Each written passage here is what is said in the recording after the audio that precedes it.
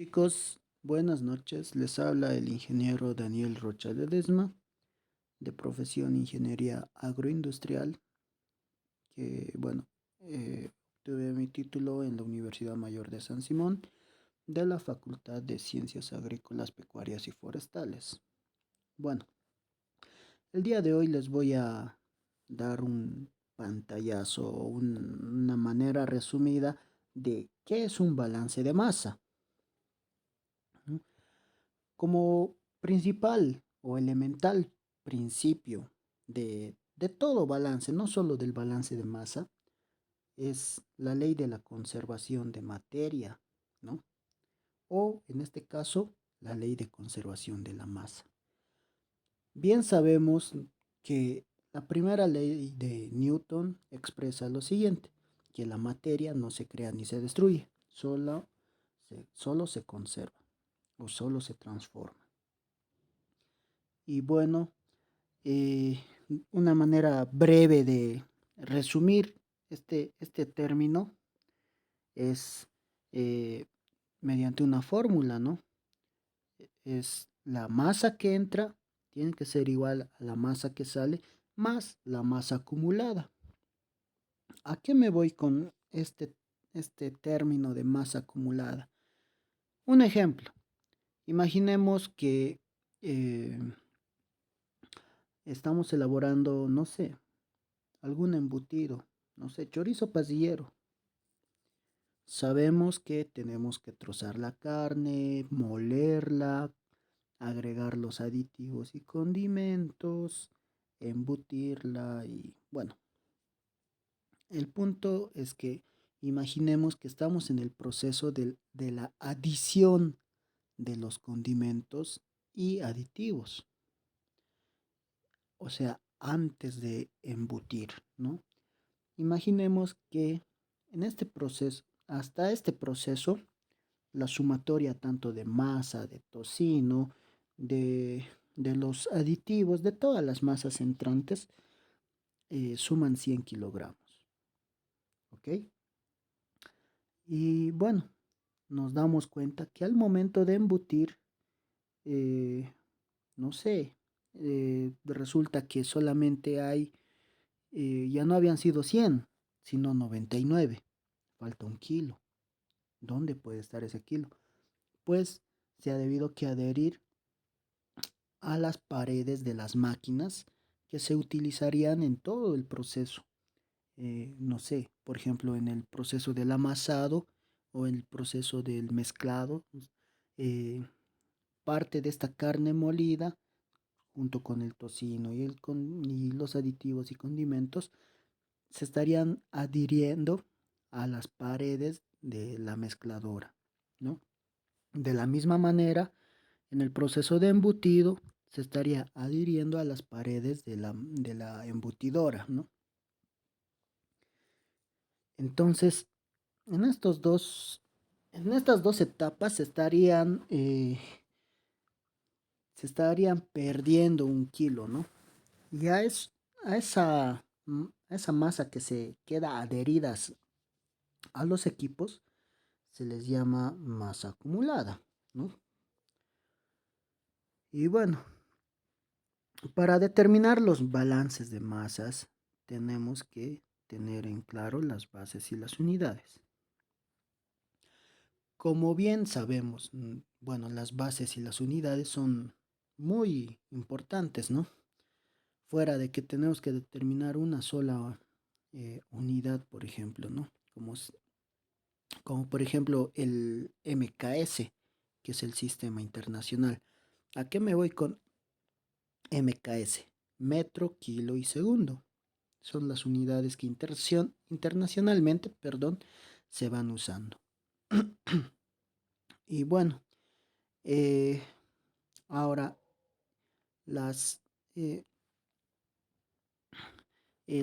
otra alternativa que se puede usar en esto puede ser la concentración, ¿no? Por ejemplo, no sé, porcentajes, ¿no? Podemos decir, digamos, que una fruta está compuesta por 12% de agua, ¿no? Cosas así. Bueno, en caso de que haya una reacción química, es muy importante expresar la unidad de alguna masa como peso, ¿no? O como fracción molar. Eh, Esto con el fin de eh, evitar, digamos, la degradación y la mala interpretación de algunos datos, ya que el número de moles va a ir cambiando, ya sea favorable o desfavorablemente, a medida que la reacción química se lleve a cabo en algún determinado proceso, ¿no? Bueno, el otro factor que tenemos que estudiar son la masa. Bueno, podríamos decir como masa, podríamos referirnos como masa total, ¿no?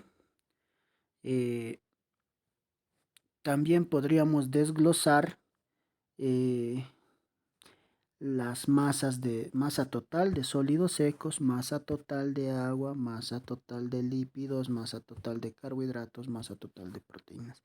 Eso en función a la composición que va a ir teniendo cada cuerpo, ¿no?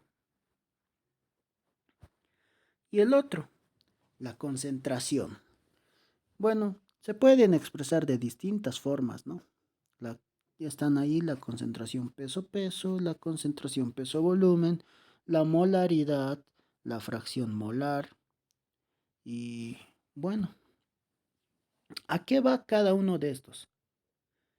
El porcentaje peso-peso y el peso-volumen se miden se miden se expresa en porcentaje, ¿ya? Eh, Prácticamente la concentración peso-peso es el cociente entre un peso del soluto y el peso total de la solución. La concentración peso-volumen está definido como el peso de un soluto dividido por el volumen total de la solución. Eh, Luego, la molaridad, ¿no? Que prácticamente es el número de moles de soluto que hay en un litro de una solución. La fracción molar, que prácticamente podemos definirla como el cociente de número de moles de un soluto y el número de moles totales de una solución. Estas son las diferentes maneras de expresar una concentración, ¿no? Y bueno, en cuanto a la ecuación matemática que vamos a explicar, en este caso del balance de masa sin reacción, es la siguiente. Acá podemos ver, ¿no? Sumatoria de MR. ¿Qué es MR? Ahí abajo lo tenemos. Materias primas totales. Sumatoria de masas de productos totales. Sumatoria de masa de productos totales desechados expresados como W. Y sumatoria de masas de productos totales acumulados expresados como S. ¿Ok?